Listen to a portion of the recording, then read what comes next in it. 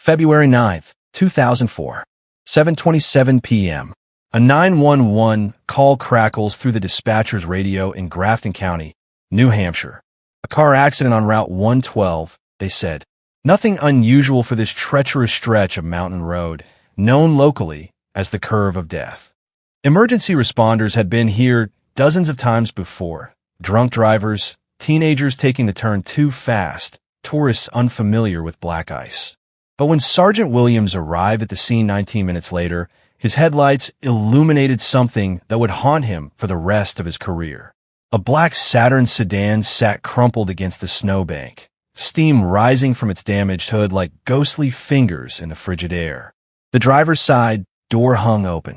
Personal belongings were scattered across the passenger seat. Textbooks, a cell phone charger, directions to Burlington printed from MapQuest. The airbags had deployed. There was a spider web crack across the windshield. The smell of alcohol hung heavy in the winter air. But the driver, a 21-year-old university student named Sarah Bennett, had vanished completely. No footprints in the snow leading away from the car. No blood. No sign of struggle. Just an empty vehicle on an empty road, as if she had simply evaporated into the New Hampshire wilderness. In those critical 19 minutes between the 911 call and the officer's arrival, Sarah Bennett had disappeared so completely that 20 years later, investigators still have no idea what happened to her. No body has ever been found. No credible sightings have ever been confirmed. No evidence of foul play has ever been discovered. She simply ceased to exist on a lonely mountain road, leaving behind only questions that have tormented her family and baffled law enforcement for 2 decades. This is not a story about a typical missing person case. This is not a story with easy answers or convenient conclusions. This is the story of how a promising young woman vanished in broad view of witnesses in a location with limited escape routes, in weather conditions that should have made survival impossible, and somehow left absolutely no trace behind. What you're about to hear will challenge everything you think you know about missing person investigations. Because sometimes, the most terrifying mysteries are the ones where all the pieces seem to fit perfectly, until you realize that perfect puzzle is missing its most important piece. Sarah Elizabeth Bennett was everything a parent could hope for in a daughter. At 21, she was a junior at the University of Massachusetts, majoring in nursing with a 3.2 GPA. She ran track for the university, middle distance events, specializing in the 800 meters. Her coach described her as disciplined, determined, and fiercely competitive. To her family back in Massachusetts, Sarah was the responsible one. The one who called home every Sunday without fail. The one who sent thank you cards for birthday gifts and remembered to ask about her grandmother's arthritis during every phone conversation. Her father, a retired police officer, had taught her to be cautious, aware of her surroundings, always prepared. But beneath Sarah's composed exterior, cracks had been forming. In the months leading up to her disappearance, friends noticed changes. She'd become withdrawn, skipping social gatherings she would normally attend. Her running times had been slipping. She'd been seen crying after receiving phone calls, though she never explained why. The first major incident occurred 3 months before her disappearance. Sarah was caught using a stolen credit card number to order pizza. The charges were eventually dropped, but the incident was completely out of character for someone who had never even received a speeding ticket. Sarah had been dating Michael Rodriguez for over a year. He was stationed at Fort Sill in Oklahoma, serving in the Army after graduating from West Point. Their relationship was maintained through daily phone calls and weekend visits when his leave allowed. But long-distance relationships test even the strongest bonds. Friends reported that Sarah and Michael had been arguing more frequently. Phone calls that once lasted hours were becoming shorter and more tense. Sarah had confided to her roommate that she felt Michael was becoming controlling, wanting to know where she was at every moment of the day. The week before Sarah's disappearance, something changed dramatically. On February 5th, Sarah received a phone call during her part-time job at campus security. Whatever was said during that conversation reduced her to tears so severe that her supervisor sent her home early. Sarah never told anyone who had called or what was discussed. February 6th and 7th passed relatively normally. Sarah attended classes, worked her security shift, went for a run with the track team. But those who knew her best noticed she seemed distracted, going through the motions of her daily routine without her usual engagement. On February 8th, Sarah called Michael in Oklahoma. The conversation lasted 47 minutes, according to phone records. Michael later told investigators that Sarah seemed upset, but wouldn't explain why. She mentioned feeling overwhelmed with school and hinted at wanting to get away for a few days. February 9th began like any other Monday. Sarah attended her morning psychology class, where she took detailed notes on stress responses and coping mechanisms, notes that would later be found in her abandoned car. At 1:15 p.m., she withdrew $280 from the ATM at the campus center. Security footage shows her looking calm and composed. 40 minutes later, Sarah entered Bradley's Liquor Mart near campus. She purchased vodka, Kahlua, and Bailey's Irish Cream. Enough alcohol for a small party or several days of solitary drinking. The cashier remembered her because she seemed unusually nervous, fumbling with her wallet and dropping her ID twice. That afternoon, Sarah sent emails to her professors. Each message was identical. Due to a death in the family, I will be out of town for the next week. I will contact you when I return to campus. There had been no death in her family. When investigators later asked why she would lie, her family had no explanation. At 2:30 p.m., Sarah's cell phone pinged the final tower it would ever connect to, located just north of Amherst, Massachusetts. She was driving north on Route 91 toward New Hampshire, carrying a lie about a family death, $280 in cash, enough alcohol for a week, and whatever secret had been tormenting her for days. Route 112 in New Hampshire is not a road you drive casually in winter. Local residents call it Dead Man's Curve, a sharp bend that has claimed dozens of vehicles over the years. The road is narrow, poorly lit, and flanked by dense forest that seems to swallow sound itself. At approximately 7 p.m. on February 9th, Sarah's black Saturn took that curve too fast. The physics were inevitable. Ice beneath the snow, momentum carrying the vehicle forward, and a split-second decision that would change everything. The car struck the snowbank on the eastern side of the road, deploying both airbags and spiderwebbing the windshield. What happened next was witnessed by 3 different people from 3 different locations. Faith Coleman was washing dishes in her kitchen when she heard the crash. She looked out her window and saw the car, steam rising from its hood, the driver's door opening and closing repeatedly. Faith immediately called 911. 7 minutes later, Charles Williams was driving his school bus home from the late route when he spotted the accident. He pulled over and approached the vehicle, where he found Sarah sitting behind the wheel, apparently uninjured but visibly shaken. According to Williams, Sarah declined his offer to call police, insisting she had already contacted AAA for assistance. She seemed coherent but nervous, repeatedly glancing toward the woods as if expecting someone to emerge from the darkness. Williams noted that she kept checking her cell phone, though there was no service in that location.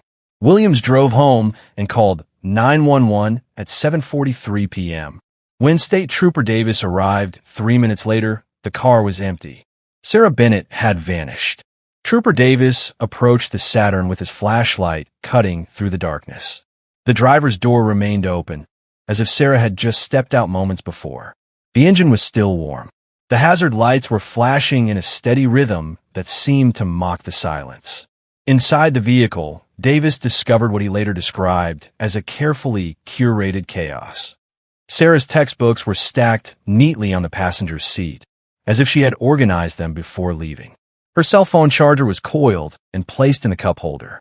But her purse, containing her identification and cash, was missing. The alcohol Sarah had purchased was partially consumed. One bottle was empty, another was half full, and the third remained unopened. A rag had been stuffed into the car's exhaust pipe, though investigators couldn't determine if this was intentional sabotage or a previous repair attempt. Most puzzling was what Davis found on the dashboard: directions to Burlington, Vermont, printed from MapQuest. Burlington was 90 miles north of the crash site, but the route Sarah had been traveling would not have taken her there. Why had she been carrying directions to a destination she wasn't heading toward? Davis immediately requested backup and began searching the immediate area. The temperature was dropping rapidly, already below freezing with snow continuing to fall. If Sarah was injured and wandering in the woods, hypothermia would become a factor within hours. By 9 p.m., Route 112 had been transformed into a command center. State police, local volunteers, and search and rescue teams converged on the crash site. Helicopter units were requested but grounded due to weather conditions. The initial search focused on the woods immediately surrounding the crash site. Search dogs were brought in, following scent trails that led in multiple directions before disappearing entirely. One dog tracked a scent for nearly half a mile along the road before losing it completely at a point where the pavement had been recently plowed. Investigators established a timeline based on witness statements. Sarah had been at the crash site when Charles Williams encountered her at 7:30 p.m. The first police officer arrived at 7:46 p.m. In those 16 minutes, Sarah had vanished so completely that extensive searches over the following days found no trace of her passage through the surrounding wilderness. The search expanded throughout the week, covering over 50 square miles of dense forest. Thermal imaging equipment detected nothing. Ground-penetrating radar found no anomalies.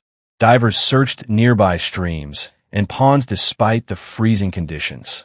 Every abandoned building within a 20-mile radius was thoroughly investigated. By February 16th, 1 week after Sarah's disappearance, the active search was scaled back. No trace of her had been found despite the most extensive missing persons search in New Hampshire history. Sarah Bennett had achieved something that seemed impossible. She had vanished without leaving a single piece of physical evidence behind.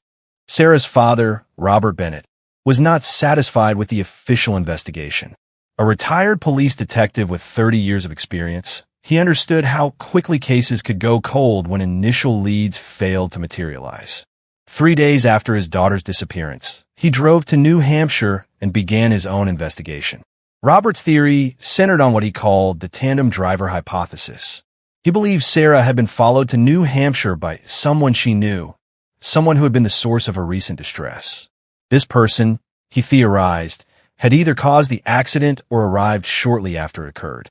The theory gained credibility when cell phone records revealed that Sarah had received a call from an unknown number just hours before her departure. The call lasted only 37 seconds, but phone company records showed it originated from a prepaid cell phone that was never registered to any individual. Robert also discovered inconsistencies in witness statements. Faith Coleman had reported seeing the driver's door opening and closing repeatedly before emergency services arrived. But Charles Williams claimed Sarah was sitting calmly in the vehicle when he approached. These conflicting accounts suggested someone else might have been at the scene. Detective Lisa Harper was assigned as the lead investigator on Sarah's case. With 15 years of experience in missing persons investigations, she approached the case with methodical precision. Her initial focus centered on Sarah's personal relationships and recent behavioral changes. Michael Rodriguez, Sarah's boyfriend, became the primary person of interest. Phone records showed their relationship had become increasingly strained in the weeks before her disappearance. Michael had attempted to call Sarah 17 times on February 9th, beginning just 2 hours after her last known location. However, military records confirmed that Michael had been on base in Oklahoma during the entire period of Sarah's disappearance. Security footage and multiple witness statements corroborated his presence at Fort Sill. He voluntarily submitted to a polygraph examination, which he passed conclusively. The investigation then expanded to examine Sarah's activities in the months before her disappearance.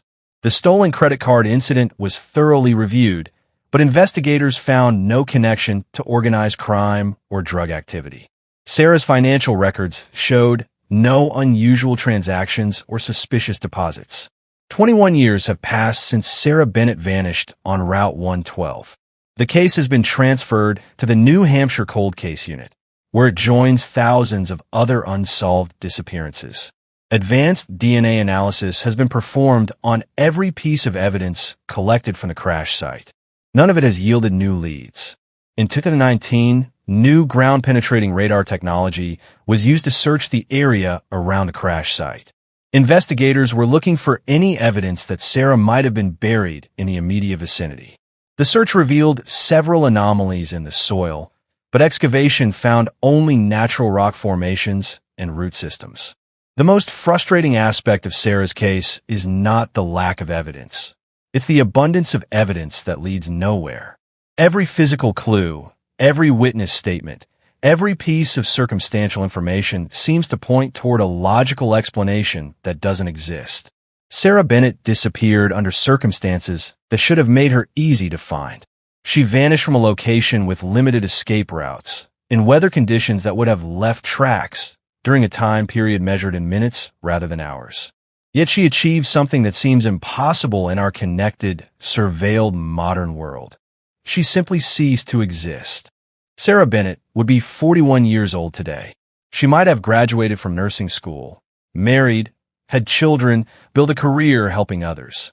Instead, she exists only in the memories of those who loved her and in a case file that grows thicker each year with leads that go nowhere. Her disappearance changed how missing person cases are investigated in New Hampshire. New protocols were established for immediate response times. Technology improvements were implemented to prevent communication delays between different law enforcement agencies. But these improvements cannot answer the fundamental question that has haunted investigators for 2 decades. What happened to Sarah Bennett in those 16 minutes on Route 112? The answer may be buried somewhere in the New Hampshire wilderness.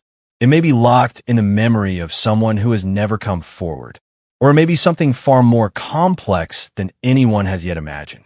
What we know with certainty is that a young woman with everything to live for vanished completely on a winter night, leaving behind only questions that may never be answered. And somewhere in that uncertainty lies a truth that continues to elude everyone who has tried to find it. The mystery doesn't end here. Subscribe now and join us as we uncover more chilling, unsolved cases.